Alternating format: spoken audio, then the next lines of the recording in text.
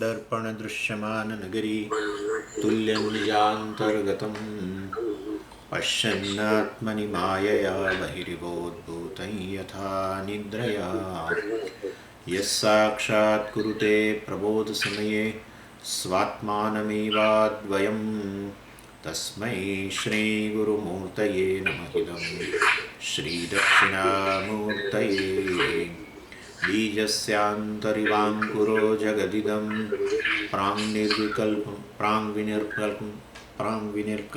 पुनः मायाकल्पितदेशकालकलना वैचित्र्यचित्रीकृतम् मायावीव विजृम्भयत्यभिमहायोगी वयस्वेच्छया तस्मै श्रीगुरुमूर्तये नमः इदं श्रीदक्षिणामूर्तये तस्मै श्रीगुरुमूर्तये नमः इदं श्रीदक्षिणामूर्तये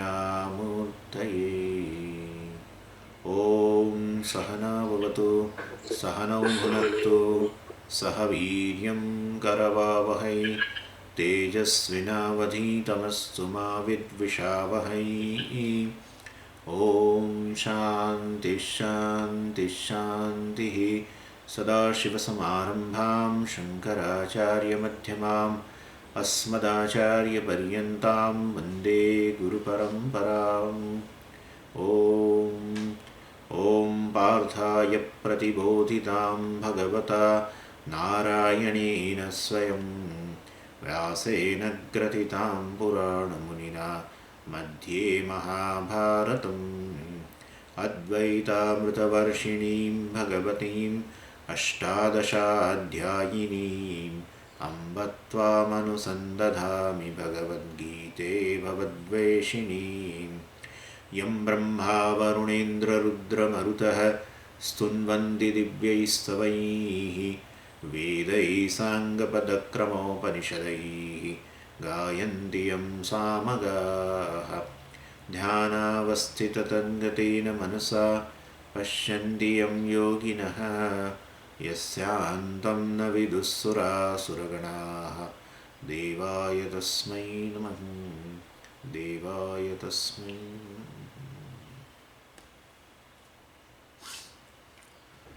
60th verse यततो ह्यपि कौन्तेय पुरुषस्य विपश्चितः इन्द्रियाणि प्रमाथीनि हरन्ति प्रसभं मनः.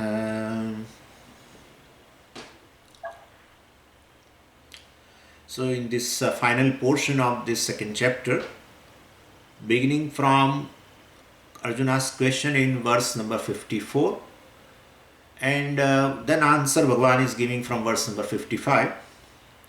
So this last portion that begins from verse number 55 to the end of the chapter, that is verse 72. This particular section, verse 55 to verse 72, in that Bhagavan is dealing with the two topics. One is a Sthita Prajna Lakshanani, the description of a wise person, description of a person whose knowledge is firm, who has a clarity with regard to oneself. Right now I am also having a clarity with regard to what I am. So very effortlessly I tell I am a human being, etc. I don't need much intellect for that. So I am well rooted in this knowledge. So I am also Sthita Prajna in that way.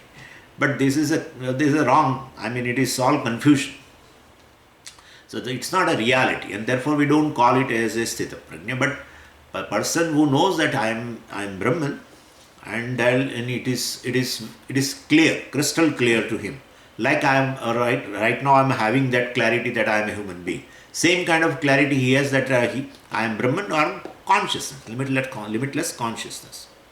Anyway, so this basically, this is the first topic. Lakshanam is a description. Lakshate anena iti lakshanam. So, by which something is described. So, these are the words which gives a description of a Siddha Prajna, a wise person. That's the first topic in this last portion. And the second portion is definitely Sthita Prajna Sadhanam. Means for whom? Means for the person who wants to become Sthita Prajna. And therefore, all these verses can be looked upon, simultaneously from both the angles. Description of a wise person or means to become a wise person. Here Bhagavan is showing the means, you can say.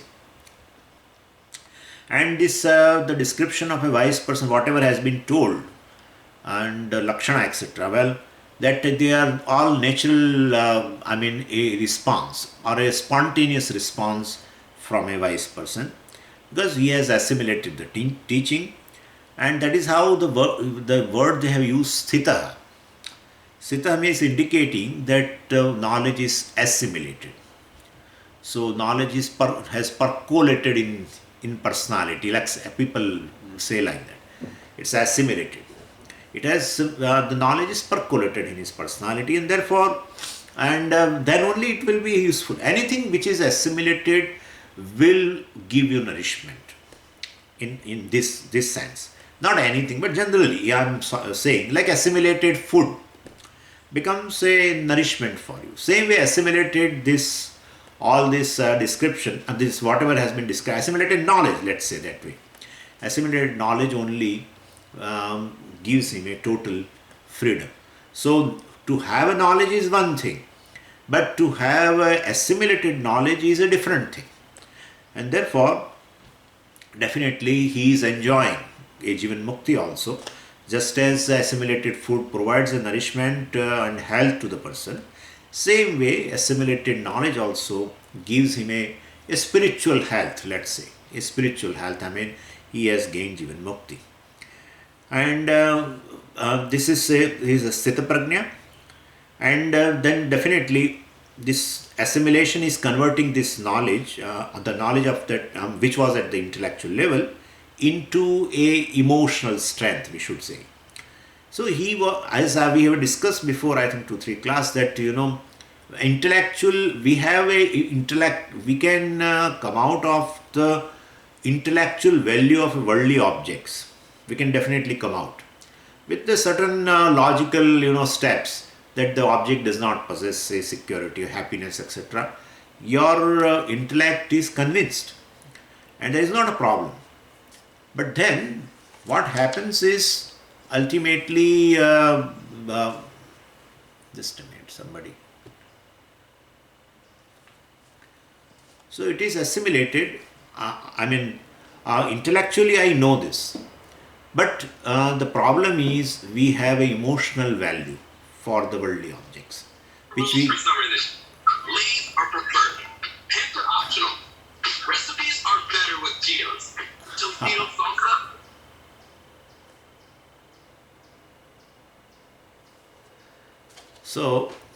So if we have an emotional value, which Bhagavan has called it as a rasaha, and so intellectually you may convince yourself that, and you can pull the sense organs, etc. Well, but then definitely that rasaha, the emotional value of worldly objects, continues. But this person has got basically, intellectually level also he has gained knowledge, and that has given him emotional strength also, and so he is not dependent emotionally on the worldly objects. And therefore, even we can say he is basically free from this shad ripus, the kamaha, krodaha, lobaha, etc. He is free from that. And once you have that emotionally strong mind, we'll call that mind as a mind of a wise person, basically. And how he conducts himself, and etc. That is a topic. That's a one topic. Then second topic is how to become a wise person. So means of becoming. And that is what very essential for all of us. That knowledge should be converted into assimilation. For the person who is wise, the knowledge is assimilated, and so he is enjoying the freedom. And we are in a process, we are getting knowledge, but the knowledge is not assimilated.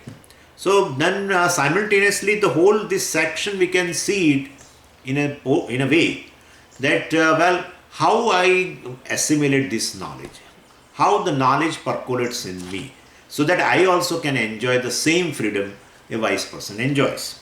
And so we can look upon the same section as a sthita prajna sadhana, means to become a sthita prajna.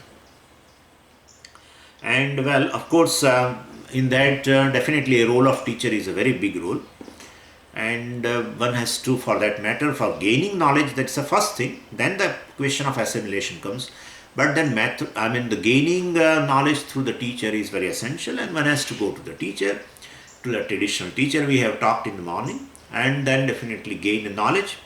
Till, the teacher, the traditional teacher, the teacher of a sampradaya can transfer the knowledge, and in a such a way that you will have a clarity also. So intellectually you will be convinced. Till that point, it's a role of a teacher. Till that point, because both the things are going on. When you go to a teacher and listen to scriptures, and then definitely mananam also will be there. So the doubts also will be simultaneously removed. There are so many purupakshas, etc. And some doubts, even the teachers create the doubt and then resolve also there. And therefore, you are basically Shravanam and Mananam both are going on, and intellectually will be convinced also that yes, this is what the purport of the Shastra, and that is what I am. Well, that is there, but it has not, the knowledge has not assimilated, and therefore we are not able to enjoy the freedom which this knowledge is promising. And therefore, only that part now has to be taken care of. And so, Bhagavan, in this portion, by giving a description of a wise person, in order to become a wise and and gain that freedom, enjoy that freedom, etc., we have to do exactly what he has gone through. So, till this point, means to give you knowledge, to impart the knowledge, so that in your buddhi, the doubts may not remain. Till then, the role of a teacher is there. But that is not enough. So one has to work later. Now, because assimilation is a point where one has to work within oneself. So here the teacher's role, there is no teacher's role. It's already over. So this knowledge, which you have received from the teacher, should give you emotional strength. If it is not there, these are the we are discussing how you can gain emotional strength. And in this process also, teacher sometimes helps. Teacher encourages the person. Well, always teacher's job is, because in spiritual journey, sometimes it happens that you may lose the patience, and you may feel some kind of a dissatisfaction with what with what you are pursuing. You may feel that you have not progressed, etc. And therefore you may feel like that sometime, feeling dejected also. Then the teacher always encourages you. But teacher cannot provide you emotional strength. Teacher can basically imparts the knowledge with a clarity. That much is enough. So now the question is, what should I do to convert the knowledge into assimilation or emotional strength? And that we call it as a nididhyasana. That is one of the means. So three, of course, yesterday I told you, Bhagavan prescribes 3 disciplines for this assimilation of knowledge. And the first discipline is a sensory restraint that we have started talking about. And in fact, that is right now going on in this section. Especially these 3-4 verses, it talks about a sensory discipline. And what is the purpose of sensory restraint or discipline? Because they are, the sense organs are like the doors through which alone the world enters the mind. And so my mind basically, does not have access to the world directly. It can never contact the world directly. And so it requires a 5-fold channels. And so world enters either through one of the channel, in the form of sounds, in the form of, through the ears, etc., in the form of colors, through the channel of eyes, etc. So we have a 5-fold channel. And therefore, basically, the universe enters through that. World enters through that. And, and the universe is made up of these 5 types of objects. Well, so Shabda, Sparsha, Rupa, Rasa, Gandha, and so it is capable of entering my mind and through the senses, and let it enter. There is nothing problem. It's a natural thing. It's all Ishvara basically, and but it agitates the mind. That's the problem. So I have received knowledge, and yet I experience agitation, and that is and because why? Because that is told in this verse number 60. Because the control of the senses is not that easy. Bhagavan is going to tell in this verse number 60 that its control is basically not that easy, and therefore it is happening that we are not getting an emotional strength. So what Bhagavan says is yatato hyapi kaunteya purushasya vipashitah indriyani pramathini. That's a part we have to first see. So sense regulation is not that easy. Sense control, of course, is not that easy. Of course, the world enters through those channels, but to block them is not that easy, because I cannot keep it blocked. I cannot seal those doors. Every day I have to transact with the world in order to sustain my life, and therefore I have to keep open the gates. And when I keep open the gates, other things also enter, more than what I require for sustaining the life. And therefore, so 2 lessons we have to learn basically. One lesson is, if we fail initially to regulate the senses, then don't feel guilty. If you constantly feel guilty because you cannot regulate the senses, and you feel guilty constantly, you may perhaps give up this pursuit itself. And so you will miss a very golden opportunity given to you by Ishvara, by providing this human life. And therefore, never feel guilty. That's the first lesson we have to learn. Because they are very powerful. That's what Bhagavan is telling here, Pramathini, etc. So, these Indriyani, the sense organs, are very powerful. And so a person is bound to fail. And in that attempt, in an attempt of regulating, and therefore one need not feel bad about it. But okay, then that's very good. I got a license now. No, the second lesson. Second lesson is what? Well, Bhagavan wants that you should be, since I am telling you that they are very powerful, so I am indicating that you should be more alert. When an enemy is very, very powerful, definitely we have to be more alert. You have to build the roads and everything, so that you can easily reach to the border. Anyway, so since they are very powerful, I require a more alertness. That's the second lesson. So on one side, I should know that even if I fail, I need not feel guilty because they are powerful. At the same time, since they are powerful, I have to be more alert for restraining them. And both the things are very essential. That is what Bhagavan is telling here. Indriyani pramathini. So sense organs are very, very powerful. That pramathini means powerful. It has been formed from the root mat. It's a 9th conjugation root. Mat means to churn. So that's how you might have heard the word manthanam, samudra manthanam, churning the ocean. So mat, it's a 9th conjugation, matnati, etc. There are forms. And so basically indriyani pramathini means the sense organs are churning rods, we can say. Churners or churning rods. Indriyani pramathini. It means they are very powerful. Because what do they churn then? Well, they can churn the mind into a violent disturbance. Because once you churn that liquid, whatever it is there, it is totally agitated. Same way, these 5 sense organs are basically churning rods, and they churn this mind. Means they make the mind very, very agitated. Let's give an example. They say as such, of course, it's a point of view. They say out of the 5 senses, maximum data reaches to the mind through eyes. They say like that. In a waking state, all this, senses provide the data basically to the mind. This data means nothing but the data of these sense objects. In that, maximum contribution is from the eyes. Very powerful. That means they are very powerful.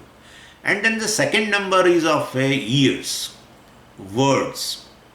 So eyes and ears can make your mind, these two churning rods have a capacity to churn your mind to a great extent. They can make your mind very agitated, and that is our experience. So if somebody utters a few words, just few words, like you are getting up from this class, it is just example. So you have attended a Vedanta class, whenever, you have listened the words, in fact, of the Vedanta, etc., through teacher, and you have enjoyed, etc. And your mind was there, constantly on those words. In whenever there may be thousands of words have been spoken, but your mind was going all along with that words and words meaning. No problem. But once you, get up from the class, if the class was over and you are coming out and somebody spoke few words to you, only few words, not even 1 hour, he may have spoken for 2-3 minutes. That's enough. He has spoken something which disturbs you for many days. It may happen. Most of the, they say most of the problems are words, words and words. Everywhere, in our especially. We don't have much problems from the smell, the nose. Or we don't have much problems from the touch. Or we may not have, of course, there is a point of view. We may not have much problems with tongue. In terms of taste. Well, but then this too, when you hear something, words, and you see something, you become very, very agitated. That's what they say. Out of the 5 senses, 5 channels, these two are more powerful. These two churning rods are very powerful to churn your mind, to agitate your mind. And well, anyway, but let's say all contribution of all the 5 sense organs are there, and they manaha haranti. Pramathini indriyani manaha haranti. They take away your mind. They take away mind of whom? Yatataha. The person who is striving. Striving for what? He is striving to gain a abidance in the knowledge. So for such a person, his mind has been just taken away from the Vedanta, or from the pursuit, temporarily, from the pursuit of Shravana, Mananam, etc. Or whatever he has gained wisdom, intellectually also he has gained, from that mind has been taken away by these powerful senses. They make the mind very agitated. And once somebody speaks, suppose you tell your son, example, this is example, all what I give is example, nothing applies to you, don't worry at all, this is just an example, because I can't tell that how I talk to my son, etc. like that, it's not, so I'm just giving an example. So, then you say that in this situation, you don't go in the night, because all this is, any kind of infection may occur, and so better stay home, etc. And sometimes the children don't listen. And they don't listen is one thing. They, especially in this society, after a certain age, you cannot tell much also. Anyway, but they go. Not only they go, before they go, they have a heated argument with you. Why should not I go? Like that. And he uttered few words, and which you did not like. And you have shown to him that you are a father of him. And so you also showed you got angry. And you said also, you replied. That's enough. He did not attend the classes. That's enough to tell to you. That's what you are learning from Bhagavad Gita.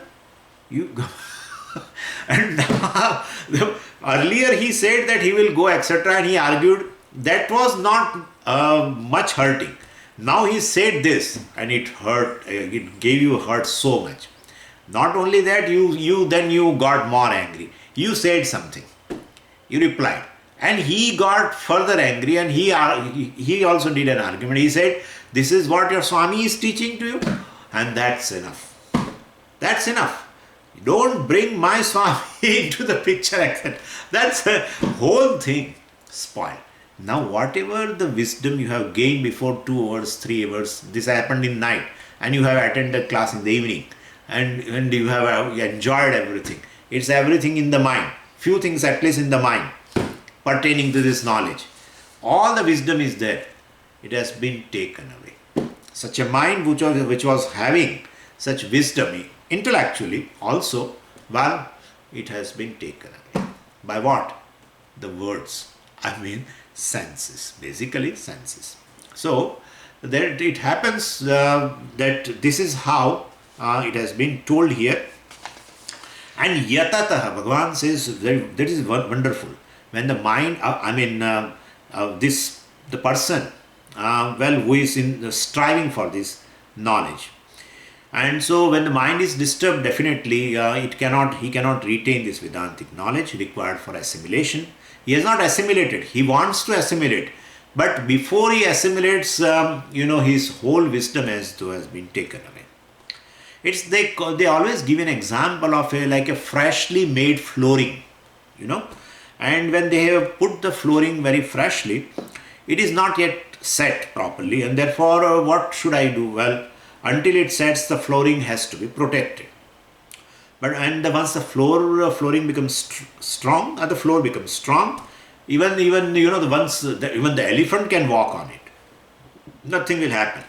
Same way, when we receive the knowledge, it is like a fresh flooring, and we have to allow that knowledge to basically to set in. I mean, just as the flooring sets in for a time being, till then I have to protect.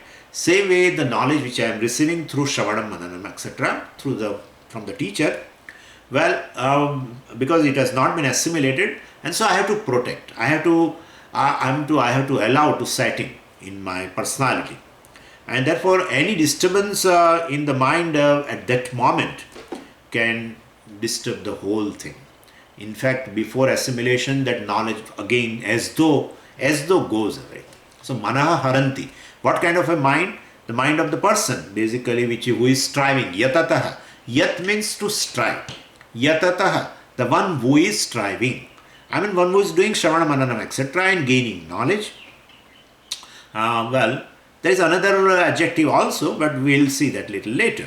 And so, yatataha api manaha, the person, the mind which is striving, means the person whose mind is basically gaining this knowledge before assimilation has been taken away by the senses. Therefore, indriyani pramathini, they are very powerful, they are churning rods, they will churn the mind, they will agitate the mind easily. So we are right now, in the process of, we are talking about the three disciplines are there for assimilation. I told you, and the first thing is a restraint of the senses. And if we don't do, what happens? That is what Bhagavan is telling. And here, Bhagavan is talking about the person who is in the process of becoming wise, right? And therefore who is doing Shravana, Mananam, etc. And he also wants to assimilate the knowledge. He wants to be Sthita Prajna, etc. And to enjoy the freedom. One does not want a Sthita Prajna title. People perform Vajpayee Yajna in order to get a title of a Vajpayee. A person who wants, he does Somayaga, in order to get a title Somayaji. One who performs, Agnihotra, he is interested in a title called Agnihotri. We are not interested in getting a title of Sthita Prajna. We really want to enjoy the life. Life can be enjoyed when there is total independence. This is a very simple rule, where the more independence, more the joy. And therefore, I want a total independence. That's called moksha. And definitely, and so for that purpose, I have to assimilate the knowledge which I am receiving. So knowledge is there, and I am putting a lot of efforts for that, for Shravana, Mananam, etc. But basically, then this Indriyani, well, if the gates are open all the time, then or we don't have a restraint of the senses, etc., then definitely we will not be able to assimilate the knowledge. So Bhagavan's advice is to avoid any violent emotional turbulence, and the cause will be these five sense organs, which let the world enter very indiscriminately. And it doesn't mean that we have to close the sense organs. I have already told you they are required for transactions, and so we cannot close them. But we cannot indiscriminately use them also. And so Bhagavan says, as we have already discussed, and that is that discipline also you know very well, that is called damaha. Basically, restraint of a sense organ is nothing but damaha. So use them and then place them again in the respective golakams, etc. So this is regulation. This is the first discipline in order to assimilate the knowledge. This is called regulation of the senses, which is called damaha. So in this 68th verse, Bhagavan is telling, and I mean, he is warning that this particular discipline or this exercise is not going to be easy. They are very powerful, and so they can disturb you a lot, and so don't feel guilty. You are going to fail also several times, not only initially. I would say we will fail several times. But by failing, we want to fail again and again. Well, that is called pramada. I mean, then definitely we don't want to grow. So basically, even if you have failed, don't feel, have a guilt. Because, the problem is, if you are feeling guilty, and Shastra says you are basically free from the guilt because you are not an agent of an action. That's what the kartrutvam is, guilt. We have discussed this. And so if you feel more and more guilty because of the failing in controlling or restraining the senses, and then definitely you are going against the teaching itself. So in fact, what you have heard also is now not a question of assimilation. In fact, what you have heard and the intellect has received, your intellect now goes against it. So very first thing is, don't feel guilty. That's how Bhagavan has told you they are very powerful. When anything is powerful, there are chances of a defeat will be there. But at the same time, by telling you that they are powerful, I am telling you should be more alert. That's what it means. And very beautifully has been described in our Ramayanam. That Sitaji used to she used to be with the Rama. And Rama is nothing but this Atma, basically, Satchidananda Atma. And Sita means our Buddhi used to be with that. But what happens is, it wants to dwell upon that. It wants to always dwell with the Rama. She wants to dwell with the Rama, let's say that way. And then Maricha comes. And Maricha is nothing, the golden deer represent this sensory attraction. And and then Sitaji is with the Rama. But in spite of Rama being around, in spite of Satchidananda being around in the Buddhi, we have that knowledge also. One moment, Sitaji felt that, and she got fascinated by golden deer. And what is the consequence, you know very well. And so she got separated from the Rama. She got separated from the, that Atma, Satchidananda Atma, as though for a very, very long time. That's what it is indicated.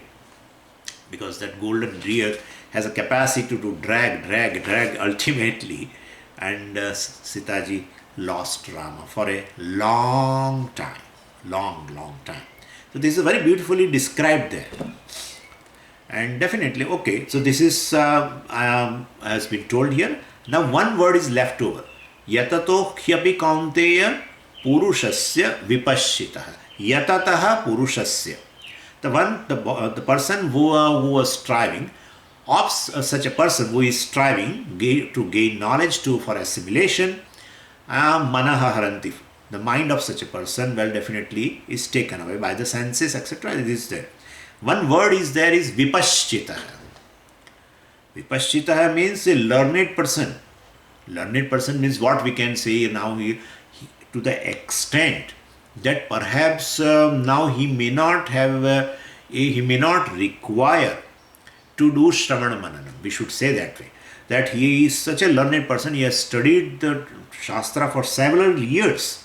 As such, Vipashit means wise person, a Jnani. But here we will not call that way. Let's say he has studied the scriptures for several years. Perhaps it may be so that he is in the position of teaching others with a clarity. Such a person, a very informed person, well, but in a moment of weakness, he can be distracted. Bhagavan says that yatato hyapi kaunteya purushasya vipashita purushasya. Two adjectives are there for that purusha, yatataha and vipashitaha. One who is striving, or one who has already gained knowledge, one who has gone through the Shravanam Mananam and got a clarity also about it. In his intellect, whole Vedanta is as though crystal clear. For such an informed person also, well, he is going to, even his mind also will be dragged away. Haranti, hur dhatu is there, to take away. From that we have got words hari and hara, etc. All the words are formed from that root hru. Hari means one who takes away, and hara means also one who takes away. And definitely that is, there are names of Ishvara, but they take away what I really don't want. But Indriya, this sense organ, take away what I really want. They take away my wisdom.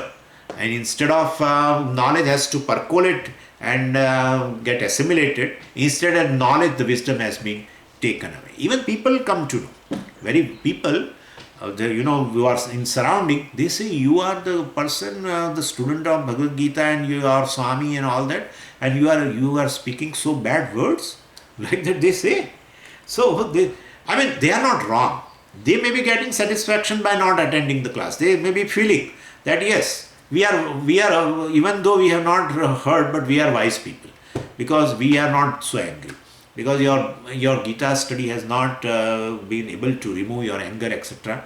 And therefore, they say that. Anyway, that is their problem. But what I am saying is, Vipashitaha, that's what I really like. When the person who is well informed, he is in the position of maybe a teacher also, maybe teaching also, we don't know. So, well, such a person also, just in a moment of weakness, he can be distracted. His mind and his wisdom, everything has been taken away. Where is the question of assimilation when the knowledge itself has not remained in the mind? Mind is so agitated that it has been gone out. Whole wisdom of the years has been gone out.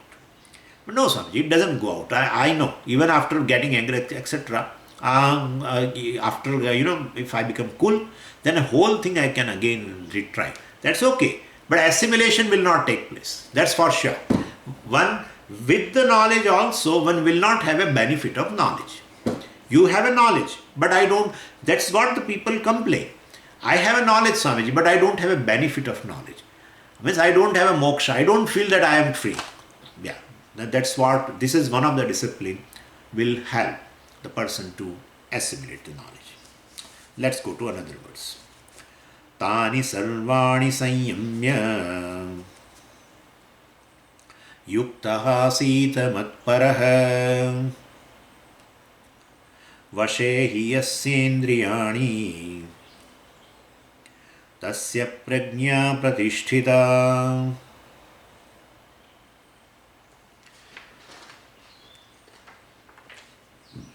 Tani sarvani sanyamya. Tani sarvani. Tani means what we have been talked about before. Let's start with sanyamya. Sanyamya tani sarvani. We'll take it that way. Sanyamya, sam plus yam dhatu is there. And from that the word sanyamaha also has been formed. Yamaha, sanyamaha, etc. Niyamaha, all have been from the root yam. Even Lord Yama also, that basically, that Yama also is, Yamaraja. Well, that also has come from the same root. Sanyamya, having restrained, having control, having restrained, etc. Having regulated what? You know very well what we are discussing. Tani, Indriyani, having restrained all these sense organs. Sarvani, all the five. Even though you may feel, well, Swamiji was talking about words. So at least I will put a plug in my ears, so I will not to hear words of my daughter and my son and my wife and all, or maybe not other person. But you will have to keep open because otherwise a transaction with the world will not take place. But anyway, so regulate, restrain. So sarvani, all the sense organs, well, sanyamya, having restrained, yuktaha asit. Now this person is called yogi. So one who has restrained sense organ is called yuktaha. One who is an integrated person. Definitely, well, when you have a dhamma in your life, and you are able to restrain. This mastery, etc. Well, Puja Swamiji also did not like that word, mastery. Let's say restrain. When I allow them to move around. Mastery means, what kind is some kind of a slave. They become slave of me, and I am a master. You cannot make them slave. But whenever they move around and graze in the field, respective objects, definitely they have their consent from you. That's what it means. Restrain means you allow them. That's what they do. Even the cattle and all, or the horses, not that they keep tied all the time. They allow them to move around for some time. And it's essential. So we also have to allow them to move around. To the respective objects. Definitely they are that way. That is very essential. World has been given, our senses have been made extrovert also, so that we can, and they have to contact the sense objects, but at the same time, they should have a check of, they should have a check, basically. So, yuktaha asit, having restrained all the sense organs, well, this person has become now yogi. He should remain, asit means he should remain, what? Mat paraha. Mat paraha means, his mind should, or he should dwell upon me. This person who, after restraining all the sense organs, he should dwell upon me. He should see me as himself. Bhagavan is telling. Mat paraha. Paraha here indicating dwelling or seeing the oneness, etc. Well, and he means because. Mat paraha. And then he, because prajna tasya, the prajna means this knowledge of that person, that yogi, yasya, whose indriyani, sense organs, vashe, they are under control, pratisthita bhavati. Pratisthita bhavati, you can add bhavati, means they become firm, that knowledge becomes firm.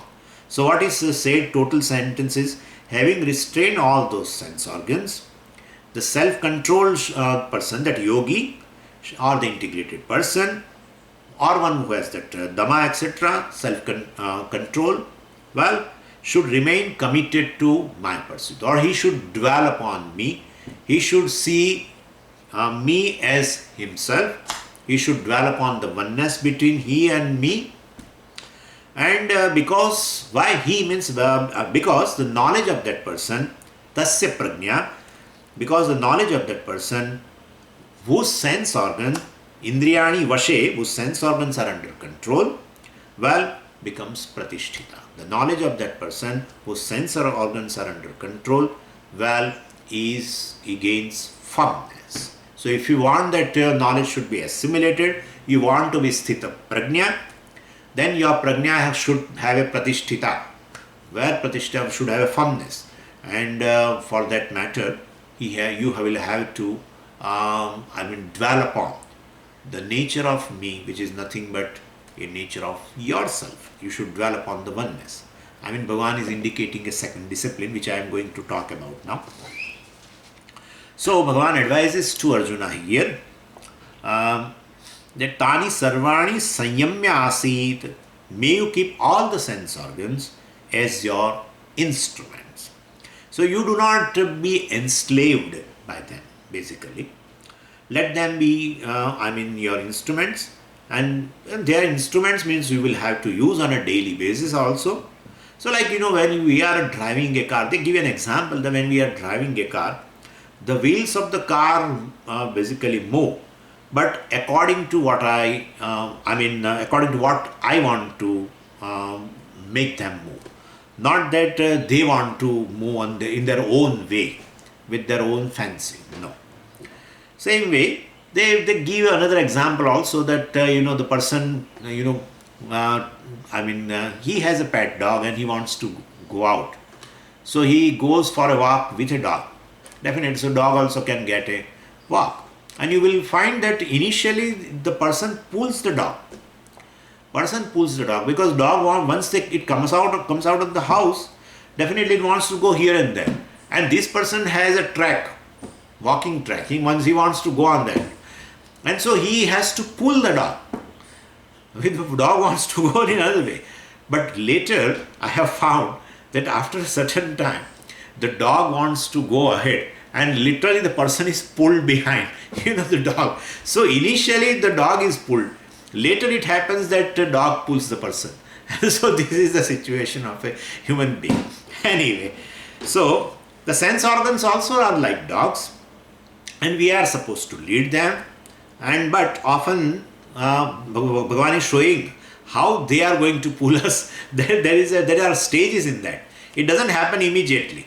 So once the person comes out of the home, immediately it doesn't happen that dog starts pulling the person. It doesn't happen. It takes some time. But after that, dog literally pulls the person. Dog makes the person walk. In fact, that happens. So person goes for a walk and he feels that let the dog also should have a walk, etc. But it happens later that dog makes him walk. Anyway, so dog is taking a man for a ride, we should say that way. Anyway, the sense organs are like such dogs. So we are supposed to lead them, and often they lead us and they don't allow us, and therefore they don't allow, that to happen. So sarvani tani sanyamya, restrain them, not suppress them. That suppression is nowhere welcomed. I don't know any philosophy is talking about the suppression of the senses. Even if they talk about modern psychology, psychology has never accepted such kind of a suppression. And because the human psychology is such in which the suppression is not going to work. It's a very dangerous exercise. And what we are talking about, sanyamya, etc., is just a restraint or a regulation. And what is the difference between a suppression and restraint of the senses? That question will definitely occur. So in suppression, I follow because somebody else has told me, and to restrain. Then because I am not convinced. So when somebody else said, well, like I give you an example, somebody said in a family, it happens in the morning when you get up and when you come out of the bedroom, and then they declare, wife declares, today is a Maha Ekadashi, and therefore definitely, and everyone is going to do. She consulted before. She convinced all the children to do that also. And because she knows that once he gets up, the husband gets up and then he says, no, I will not do. So make for me the vegetable and these and chapatis and etc. etc. So she's smart. So she convinces the children that, beta, we have to do, we will get a lot of punyam, etc. And all got agree. Now this person comes out and says, and then she says, well, today is a Maha Ekadashi and I am not going to make other than the Ekadashi food. And therefore, and then immediately this, the person who has a fertile mind, the husband, anyway, he thought that, well, no problem. I can go out and eat, no problem. Let them eat whatever the Ekadashi. But this is pandemic, and therefore the restaurants are also not open. Other things are not. And he cannot just, spend a day or I'm eating just few things here and there, and he wants literally a regular food, chapati and vegetable and these. And so now restaurants are also closed. And therefore, this person is, made to eat all that potatoes and whatever is there in the Ekadashi. He was made to eat that. Now, please tell me, can we call that this person has restrained his tongue? No. Under suppression, right? Under suppression, basically. So, somebody has told him or made him to not to eat food what he liked. And therefore, this suppression will not work. This is that in fact, the next day it will happen. He will have another. So yesterday I could not eat anything. So not only chapati and vegetable, I want something else also. And that way, so this is suppression is not going to work. It will have a very dangerous consequences. So, but the same person, suppose he has learned from, he has gone to children's program. And this is, by the way, children's program. And that the teacher taught about this all religious disciplines. Fasting and tirtha, going to the pilgrimage and this and that and doing japa and all this. And this religious discipline makes a person pure and this and so much to the children. And this person was sitting on the backside. He has come to pick up his child, etc. To take home. And he also listened. And one word, one sentence that teacher told. What? That, Langhanam param aushadham. Langhanam param aushadham. In Ayurveda, she said like that. In Ayurveda, the children, there's been told that if you do a fast, it is the best remedy for your health. So you will never feel ill. Their way of saying, you will never feel ill. You will not have to take tablets. You will not have to take injections, beta. And therefore, if you do a fast once in a month or twice in a month, well, that's a great remedy. You will never fall sick, etc. This. And this person got convinced. Child got convinced or not, that's another thing. But this person got convinced. And he comes and tells to his wife now, well, when will be the next Ekadashi? Suppose if he doesn't eat on that day, Ekadashi day, next Ekadashi, well, we'll call it restraint of senses, definitely, especially tongue.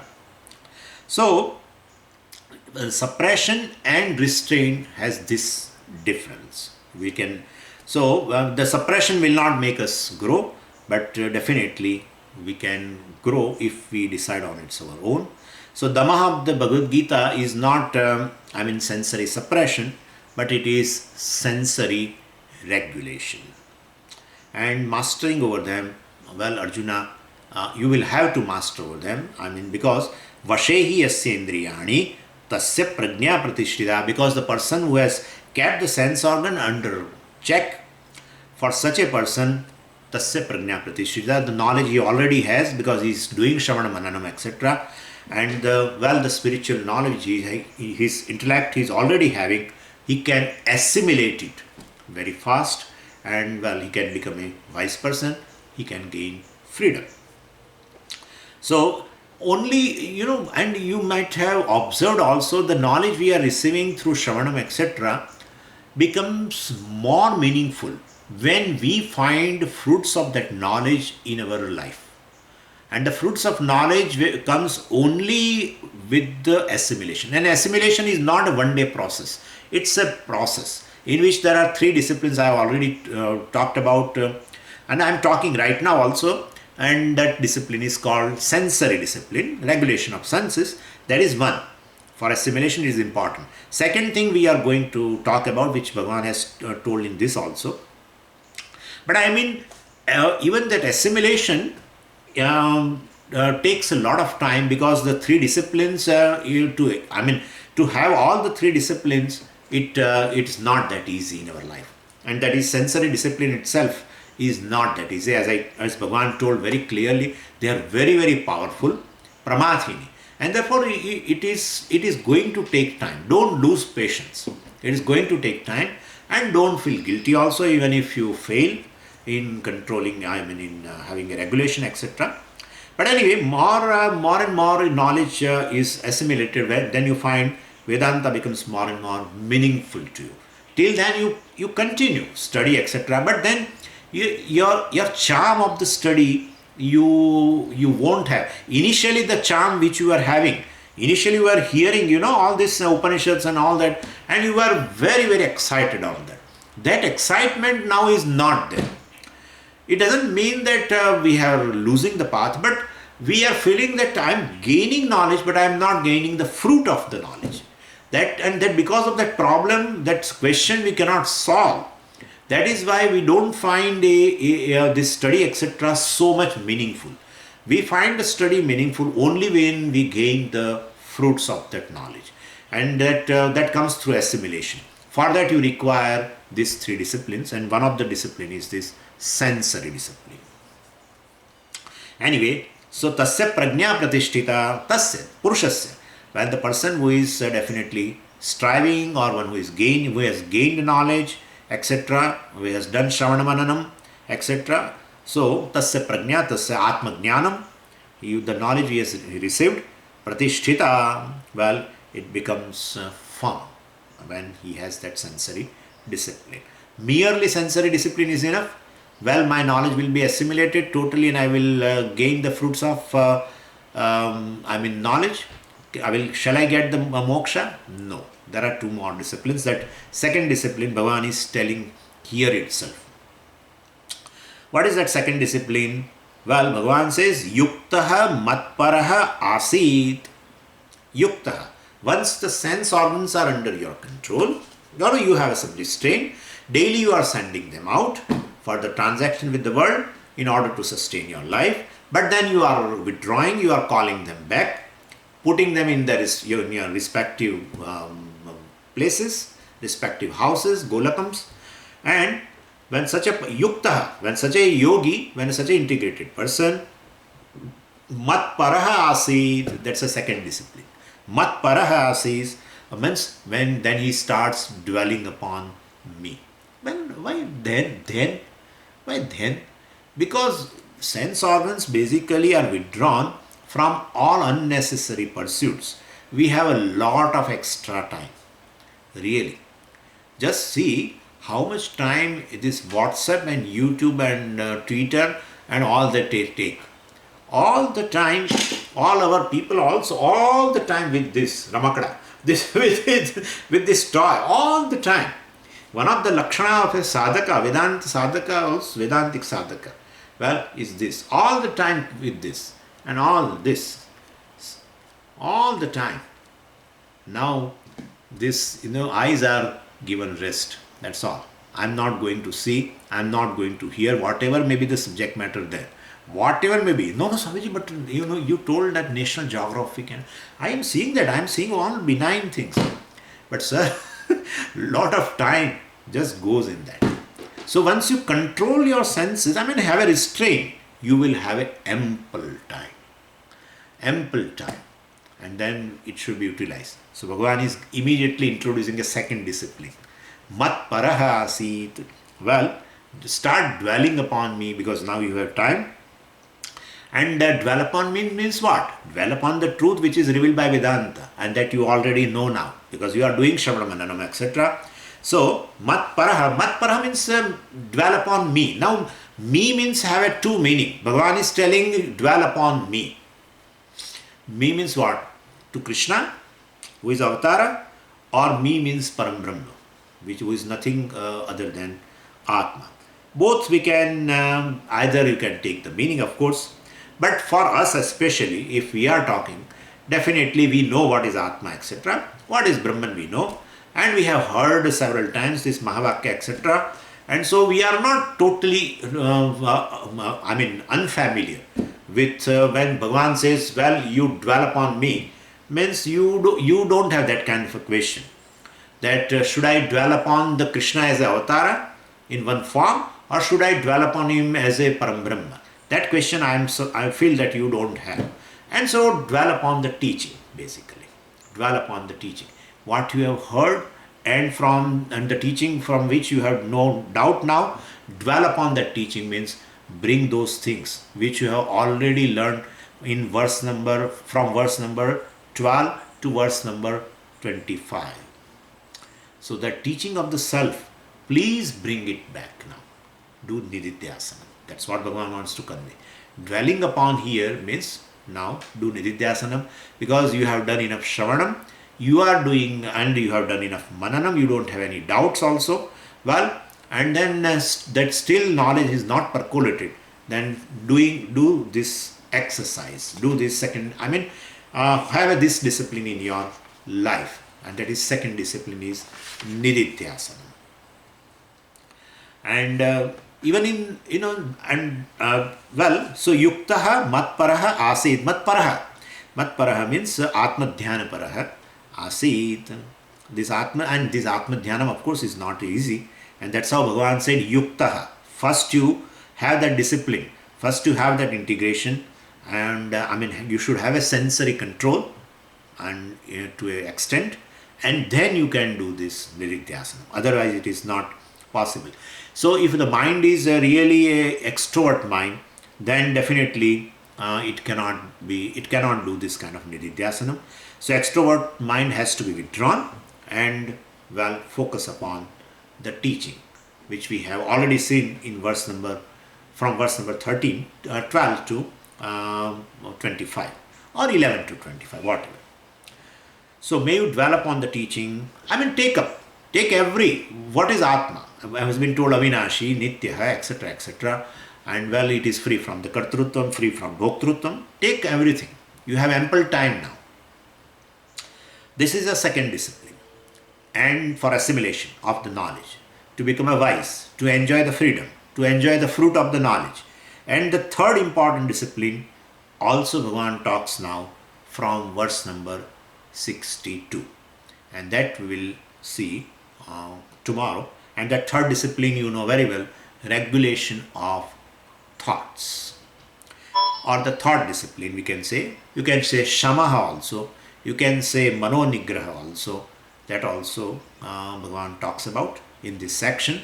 In the section of a wise person, Bhagavan talks about these three disciplines for us also, which are, these are very important in order to assimilate the knowledge and get the fruits of knowledge called moksha, freedom. Om Purnamadah Purnamidam Purnat Purnamudachyate Purnasya Purnamadaya Purnamevavashishyate. Om Shanti Shanti Shanti. Harihi Om Shri Gurubhyo Namaha. Harihi Om. Hari Om.